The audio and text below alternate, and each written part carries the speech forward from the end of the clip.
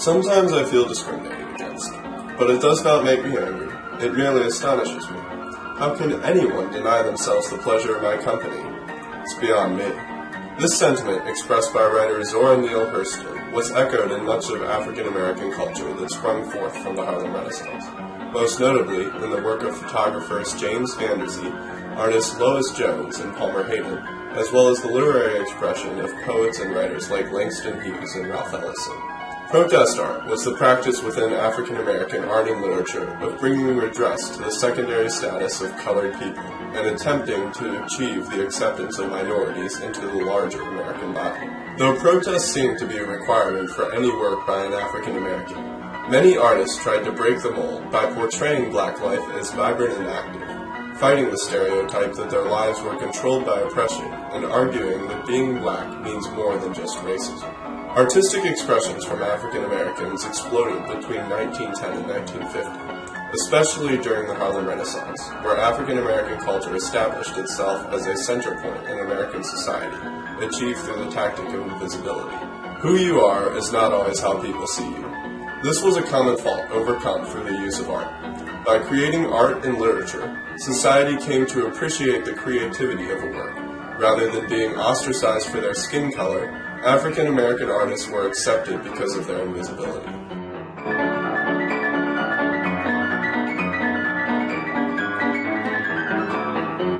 James Vanderzee was an African American photographer best known for his portraits of black New Yorkers.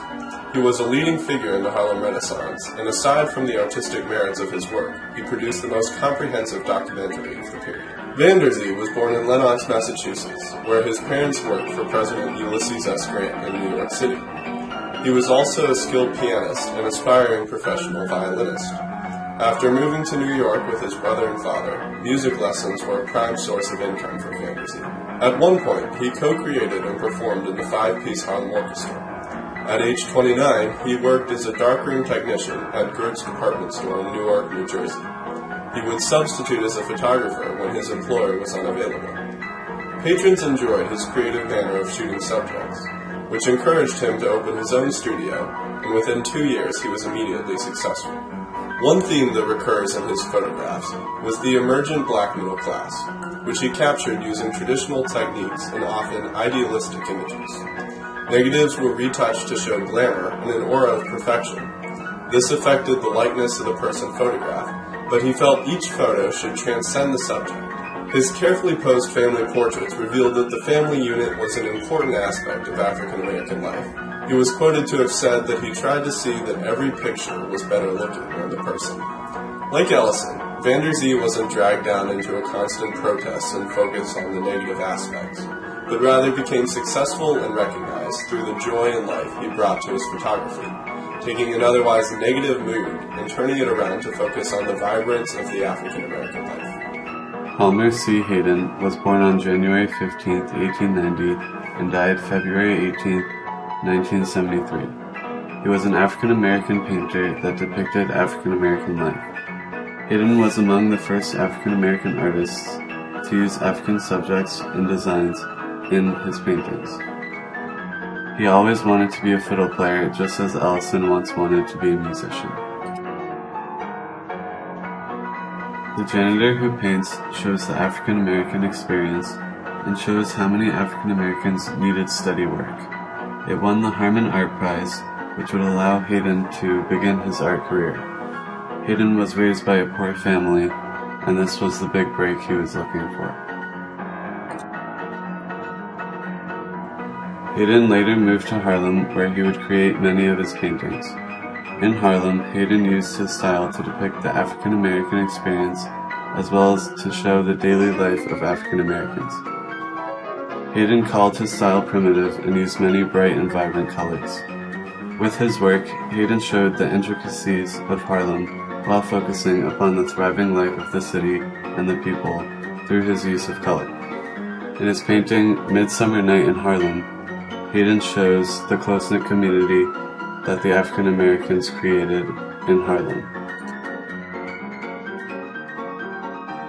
Hayden's style was very similar to Ellison's, as seen in the colorful way that Ellison presents black life in Invisible Man. An example of this is seen in the way Ellison describes the vibrant and unique nature of jazz in the prologue to Invisible Man. In this painting, Hayden shows his interpretation of the importance of music to black culture. Both Hayden and Ellison, rather than use their work to protest against racism, depicted the culture and beauty of African American life. Hayden continued to contribute art until his death in 1973. James Mercer Langston Hughes was an African-American writer most notably known for his poetry. After being born in Mississippi in 1902 and growing up with a single mother, Hughes experienced racism firsthand. While growing up and working a number of odd jobs, such as being a crewman aboard the SS Malone in 1923, Hughes began to write. Hughes's first published work, named The Negro Speaks of Rivers, was published in 1921 and later came to be known as his signature poem. This poem, along with many of his other works, helped to create the new literary art form known as jazz poetry, which helped him to become known as a leader of the Harlem Renaissance. However, Hughes's work proved to show different aspirations than that of the black middle class. He criticized many other members of the Harlem Renaissance, such as W.E.B. Du Bois, for assimilating Eurocentric values in order to achieve social equality. Instead, Hughes wrote by depicting the average blacks living at the bottom of the social economic strata. In doing this, he criticized the skin color-based prejudices within the black community. These motives were stated in 1926 upon his publishing of The Negro Artists and the Racial Mountain. In perspective, Hughes's main goal was to show the world that blacks were just as human as whites. This was emphasized through his theme of Black is Beautiful, as well as through the constant description of struggle, joy, laughter, and music throughout his writing. In essence, the leading cause behind Hughes's writing was the invisibility that Ralph Ellison had written of. Ellison wrote of the black man's life appearing as if he didn't even exist, and Hughes wrote against that. He wanted people to recognize that blacks are humans too, and thus, he dedicated his career to it. He received numerous awards and honors throughout his prosperous career, leaving a message that would last far past his 1967 death at the age of 65. Most importantly of all, Hughes created the persona of the man he had written of, a visible black man.